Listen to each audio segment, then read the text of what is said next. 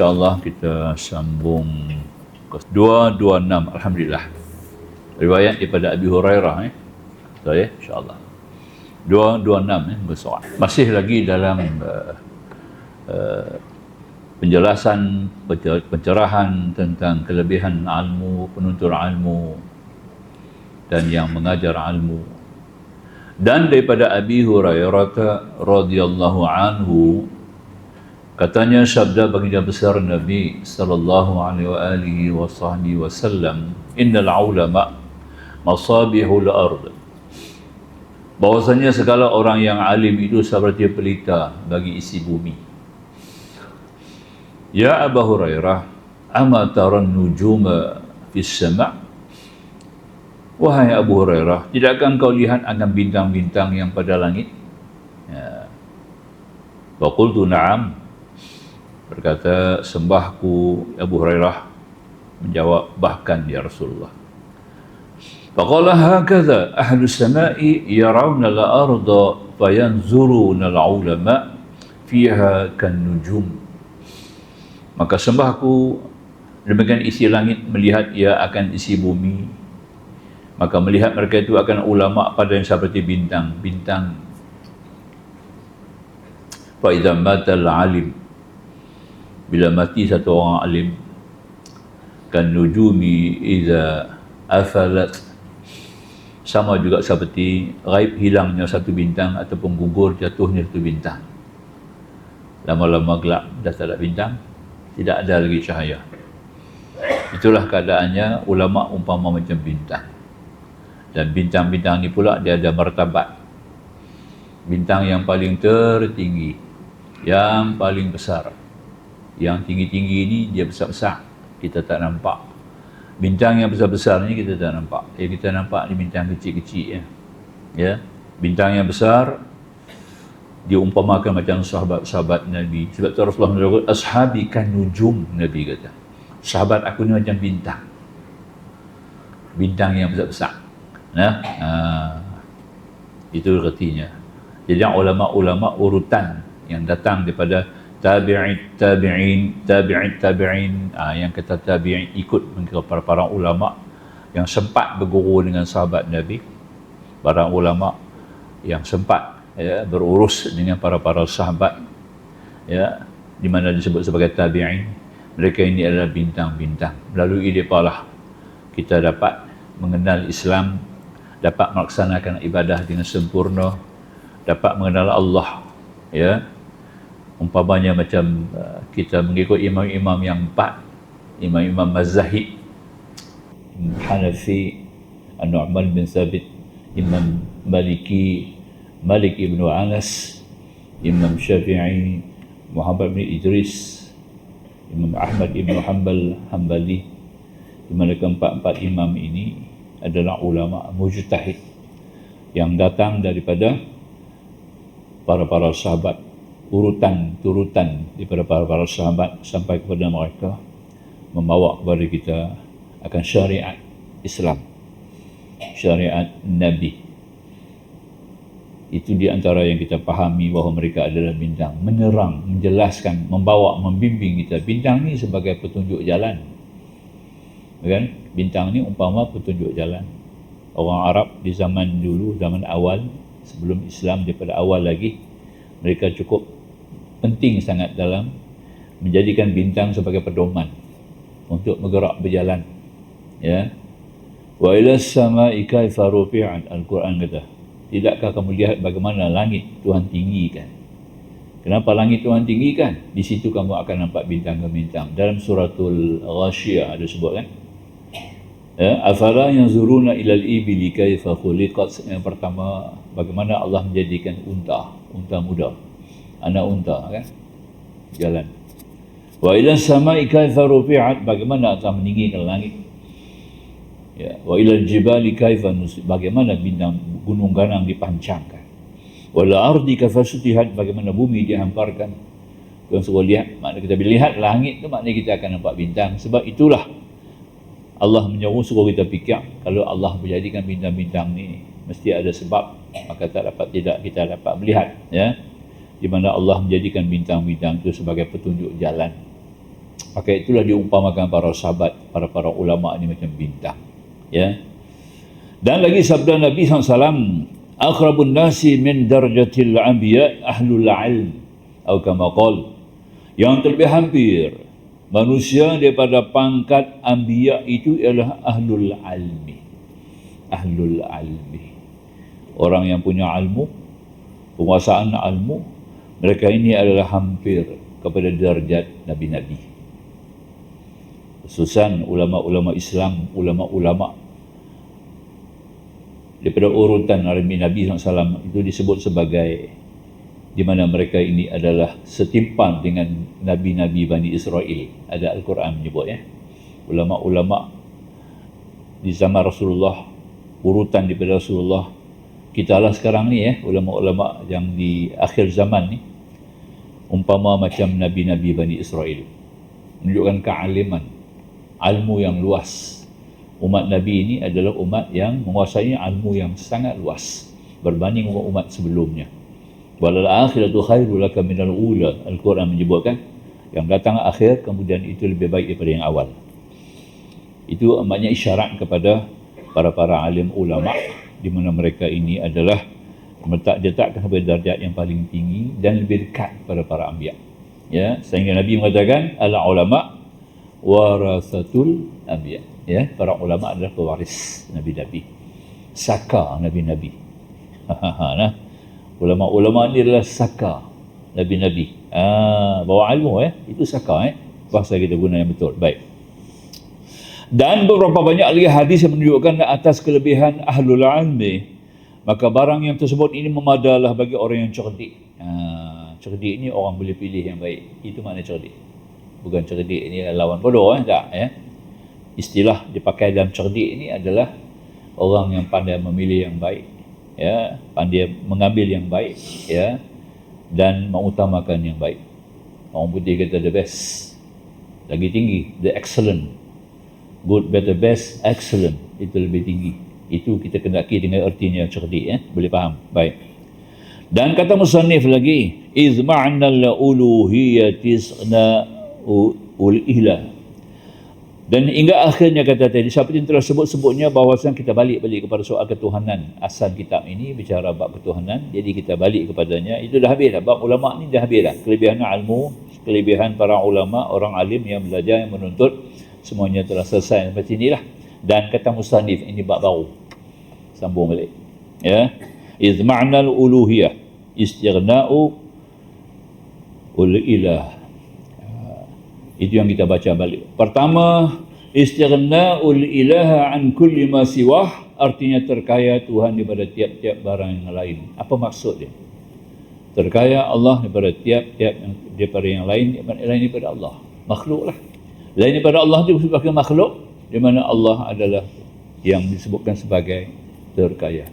Kalau semua Allah memiliki, segala-galanya Allah miliki, Allah yang punyai, Allah yang takbir, Allah yang atur, Allah yang susul, Allah yang kawal, Allah yang segala-galanya, maka itu disebutkan Allah kaya.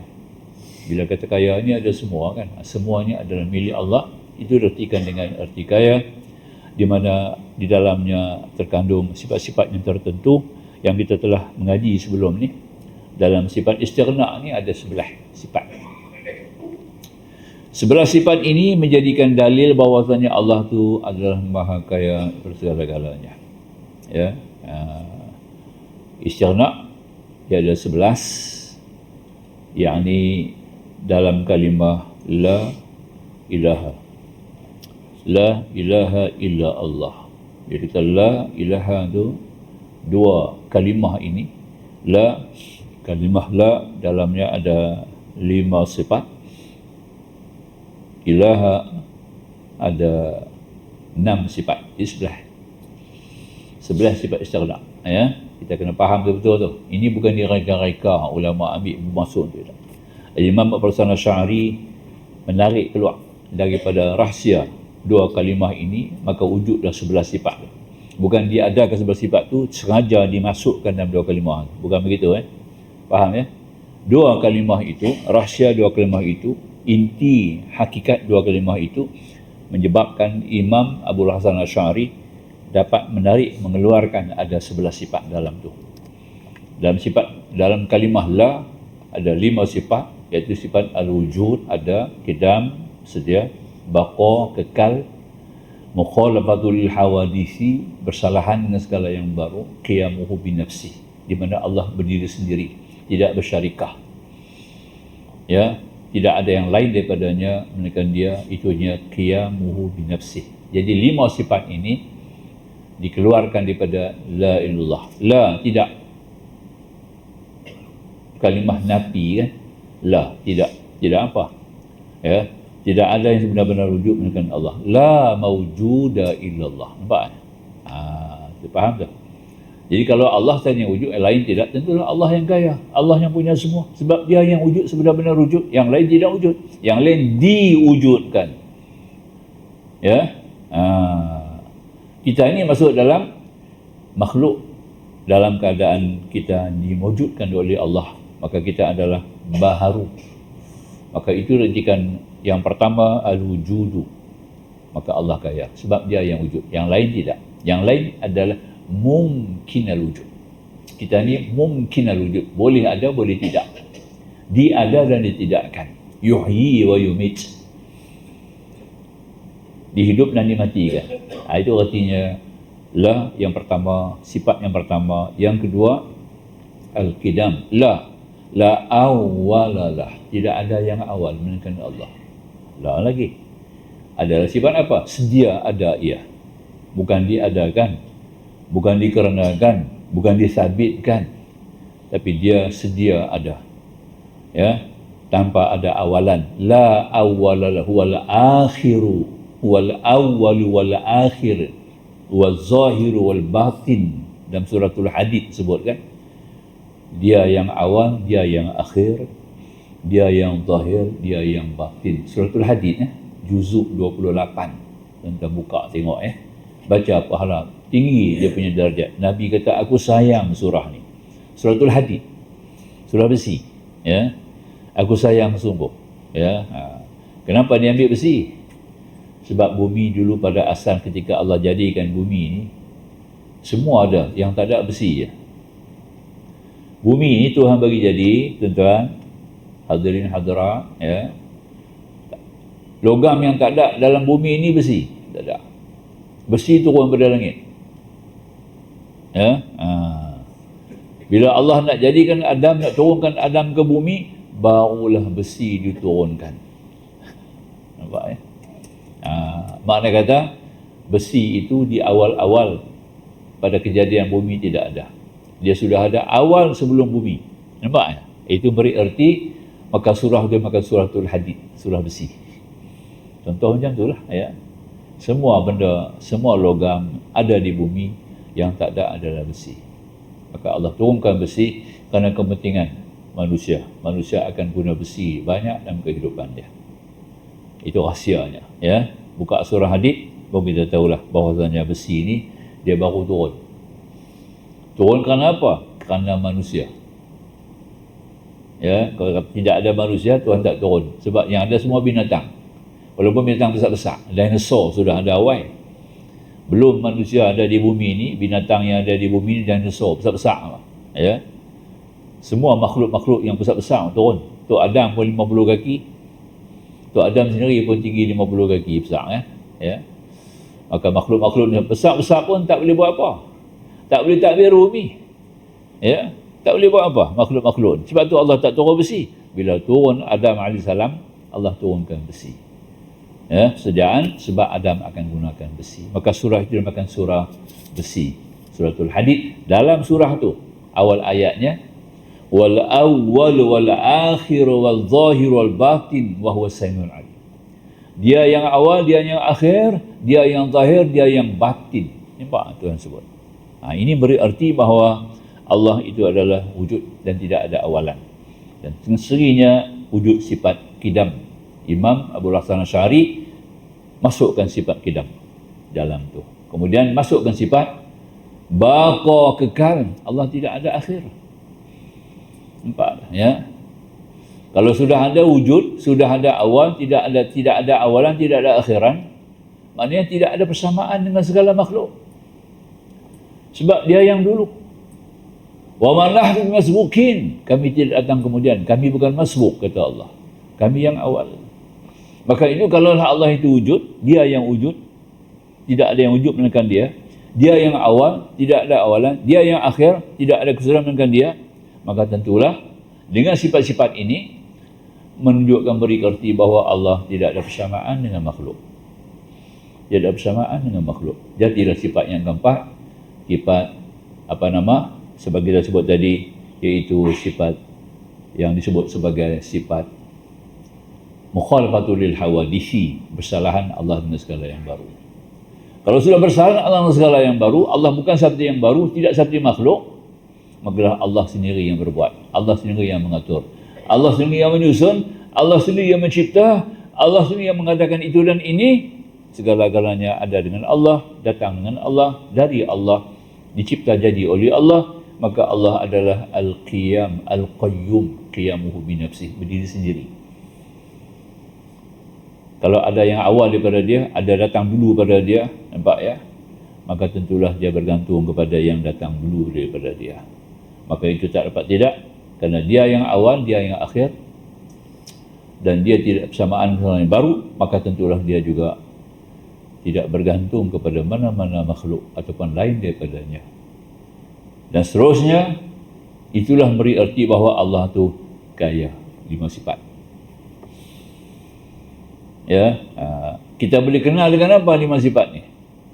Kita boleh kenal dengan 3 sifat lagi. Bila ada 3 sifat lagi, kita boleh kenal 5 sifat ini dengan lebih jelas. Diberi Allah pada kita apa? Mendengar. Diberi kepada kita apa? Melihat. Diberi kepada kita apa? Boleh menyebut, boleh melafaz, boleh menzahirkan sampai dalam bentuk tulisan, boleh susun jadi ilmu. Sama, basar, kalam. Jadi sama, basar, kalam itu adalah sifat. Secara umumnya Allah bersifat dengan 3 sifat, kita pun ada sifat itu. Dengan 3 sifat itulah kita boleh kenal yang Allah itu wujud, betul tak? Kita boleh kenal yang Allah itu tidak ada awalan. Kita boleh kenal yang Allah tidak ada akhiran kerana 3 sifat ini. Sama, basar, kalam. Sebab itu dalam hukum fiqh dipanggil mukallaf. Siapa mukallaf? Mukallaf yang ada 3 sifat. Kalau tidak ada 3 sifat ni, dia bukan mukallaf. Bila sudah mukallaf, ditaklif, dibeban kepadanya akan hukum-hukum dan perintah syarak. Yang 5 hukum. Wajibnya, sunatnya, haramnya, makruhnya, harusnya. 5 hukum itu diturunkan kepada kita, dibebankan sebagai suatu perintah, maka dipanggil sebagai hukum taklifi. Kita sebagai mukallaf. Kenapa ada 3 sifat ni? Bukan pasal ada tangan kaki, bukan pasal ada perut, pasti ada 3 sifat ni. Pertama, kita mendengar. Kedua, kita melihat. Ketiga, berkata-kata. Tapi hukum taklifi dia ringan lagi. 2 yang atas itu penting, melihat dan mendengar. Tak ada 2 perkara itu, dia bukan mukallaf. Orang yang tak ada melihat, tak ada mendengar ni, dia bukan mukallaf. Above the law. Boleh buat apa saja, tak ada undang-undang. Tak semayang, tak apa, makan beri. Ya? Kalau 2 sifat ni tak ada agak kita, orang ni tak payah semayang. Dia tak mendengar, dia tak melihat. Dua naluri ni tak ada dekat kita, habis lah, tak ada erti hidup dunia, betul tak? Ya, melihat tak ada, tak boleh tengok, buta. Telinga tak boleh dengar, habis. Apa dia boleh buat? Nampak lah. Walaupun dia ada kaki, walaupun dia ada badan, dia ada tangan, ya. Walaupun dia ada roh, walaupun dia ada otak, tapi dia penting kepada 2 perkara ini. Sebab tu kalau orang tak ada 2, kita panggil orang ni kurang, betul tak? Ya. Orang yang paling kaya di dunia dia orang Arab lah, ya. Dia ni satu orang yang paling kaya di dunia. Dia ni adalah orang Kuwait, Arab Kuwait, paling kaya di dunia. Tapi dia tak ada, dia telinga dia pekak, dia mata dia buta, dia tak nampak, buta. Nampak tak? Orang kita dia kaya, orang yang paling terkaya di dunia, tapi korang juga, korang lagi. Apa tu korang tadi ni? Kerana dia tak boleh nampak. Sayang. Dia tak nampak lihat kekayaan dia sendiri. Dia miskin lah. Kita kalau kata orang tu korang apa? Kita akan sebut 1-2 perkara. Sama ada dia boleh dengar atau dia boleh melihat. Dua tu tak ada, kita kata dia kurang. Nampak? Dia ni semua okey. Sound. Tak boleh tapi. Dia ni semua okey. Kelam. Tak nampak apa. Tu tanda kata dia miskin. Ya, dua indera ni tak ada kat kita, miskin lah. Walaupun dia orang kaya pada zahir, betul tak? Ya. Boleh kan? Maka tu diletakkan di sini Imam Abu Hasan Asy'ari dengan kebijaksanaan, kepintaran dia tadi ini, ya, dia cabut keluar pada ilaha, ya. Tidak ada yang disembah, tidak ada yang dipertuhankan, tidak ada yang dijadikan sebagai Tuhan. Ilaha tu umum, semua boleh jadi, makhluk lah dia. Nampak? Illa, sebab tu kena ada illa di depan tu, melainkan. Jadi ilaha tu umum. Kita kena cari ilaha yang mana yang benar-benar melihat, mendengar dan benar-benar berkata. Siapa yang betul-betul melihat, yang mendengar berkata-kata? Allah. Kita diberi Allah nikmat melihat, maka itu dipanggil sifat ma'ani. Sifat ma'ani. Sama basar kalam tu dipanggil juga, di antaranya masuk sifat ma'ani. Ya. Karena ada makna. Sifat ini beri makna kepada kita bahawa Allah sebenar-benar melihat, Allah sebenar-benar mendengar, Allah sebenar-benar berkata-kata. Maka dengan sifat ini memberi erti Allah lah yang sebenar-benar kaya, kita tak kaya. Pasal apa? Kita diberi dengar oleh Allah, diberi melihat oleh Allah, bukan boleh melihat sendiri. Dan bila lihat pun satu masa dia tak lihat dah, betul tak? Ya? Banyak orang pun, ya? Elok-elok awal ada mata, penghabis ada biji mata, tapi tak boleh lihat dah. Datang penyakit bagai-bagai kan, ya? Ya, kencing manisnya tinggi, mata tak nampak. Ya, ataupun dia punya selaput tebal, mata tak nampak. Nampak, ya? Siapa yang beri kita lihat? Allah. Maka itu ilaha ada tiga sifat. Bila ada tiga sifat kena ada mausuf yang berdiri. Sifat ketiga itu kena berdiri kepada yang punya sifat, dipanggil sifat ma'nawiyah. Lazimlah tiga, jadi di situ ada 6. Sama, basar, kalam, sami'un, basirun, mutakallimun. Jadi 6. Maka 5 dengan 6 jadi 11. Kumpulan dua kalimah ini mengumpul sifat-sifat yang beri erti bahawa Allah adalah maha kaya. Lain daripada Allah tidak. Habis. Itu artinya istighna. Faham ya yang kita baca ni? Istighna ilah an kulli ma siwah. Dan yang kedua, iftiqaru kull ma siwahu ilaihi, yang berkehendak oleh tiap-tiap barang yang lain daripadanya. Bila dah Allah kaya, maknanya lain daripada Allah berkehendak kepada Allah. Itulah jawab dia. Nah, bila Allah sudah bersifat dengan sifat kaya, apa jadinya? Lain daripada Allah, tentulah berhajat kepadanya. Antumul fuqara'u ilallah. Ya ayuhan nas, sebab dia bunyi nas, dia tak bunyi ayyuhallazina amanu. Sebab ayat ini bukan perintah. Ya, ayat ini sebagai mengiklankan, sebagai mengiktiraf akan kekayaan kebesaran Allah, iaitu lain daripada Allah, confirm, tentu berhajat kepadanya. Maka kita dipanggil fakir, sebab itu sebagai sifat iftiqar, sifat yang beri bukti bahawa makhluk adalah berhajat kepada Allah. Sifat-sifat ini pula menjadi bukti, menjadi dalil bahawa kita yang lain daripada Allah sangat-sangat berhajat kepada Allah Ta'ala. Maka dia panggil sifat iftiqar. Di sini ada 9 sifat. Tadi ada 11 kan? 9 sifat. Itu sifat illa, melainkan, pengecualian. Ya, ilaha tu umum, makhluk. La ilaha tu makhluk. Nampaklah. Maka berdalil bahawa ilaha itu adalah makhluk, Allah bersifat dengan 6 sifat. Sama, basar, kalam, sami'un, basirun, mutakallimun. Maka yang lain daripada sama, basar, kalam, lain daripada sami'un, basirun, itu adalah makhluk. Nampak? Dia panggil ilaha. Illa, melainkan, dikhususkan kepada, kenapa kita berhajat kepada Allah? Kerana Allah qadirun, muridun, alimun, sami'un. Qadirun, muridun, alimun, hayyun. 4, maaf. Qadirun, kaunuhu qadiran, kaunuhu muridan, kaunuhu hayyan, kaunuhu aliman. 4 sifat ini ada dalam illa, sifat ma'nawiyah. Memberi erti bila ada 4 sifat ini, bahawa lain daripada Allah, makhluknya berhajat. Iftiqarun ilaih, berhajat kepadanya. Nampak? Faham ya? Jadi kalau sudah ada macam tu ilah, maka kita kena zahirkan sifat-sifat ilah itu sendiri yang sebut sebagai ilaha, yang kita ilah tadi ini.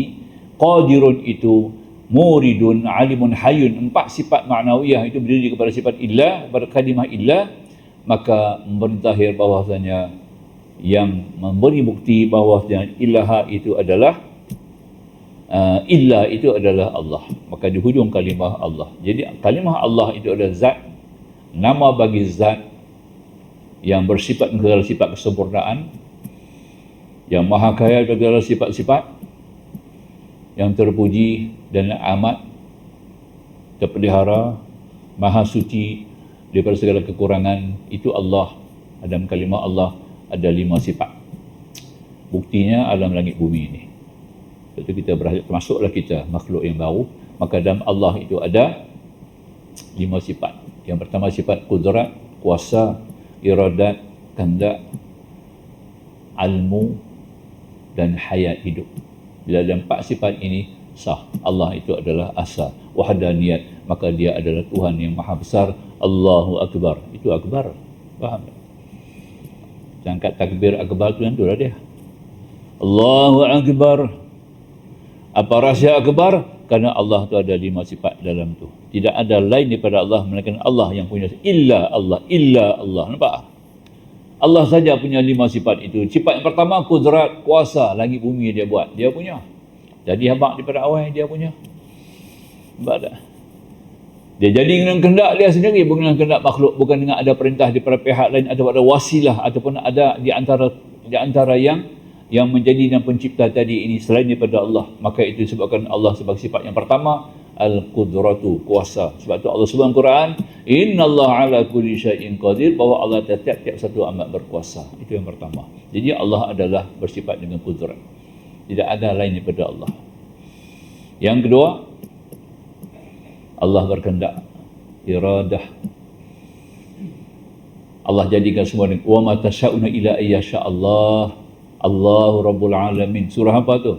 Surah Takwir, surah Infitar, maaf, surah Infitar kan. Saya suka baca dalam sembahyang.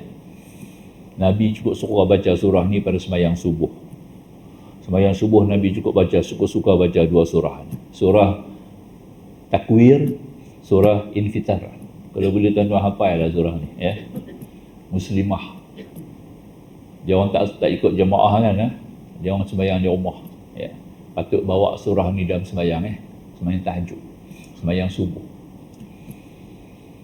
Sehingga ada dalam tafsir Ibnu Katsir ada sebut hadis. Tafsir Ibnu Katsir ada hadis menyebut barang siapa yang menghafal, yang baca surah ini, maka di akhirat dia bangun besok, bangun dalam keadaan yang sangat ceria. Dia bangun akhirat besok, orang bangun takut, dia bangun ceria. Itu dia. 3 surah hafal. 3 surah hafal. Silakan muazzin dengan segala hormat menggunakan azan dulu, kemudian kita sambung lagi, ya. Sewaktu dah kan. Silakan muazzin dengan segala hormat.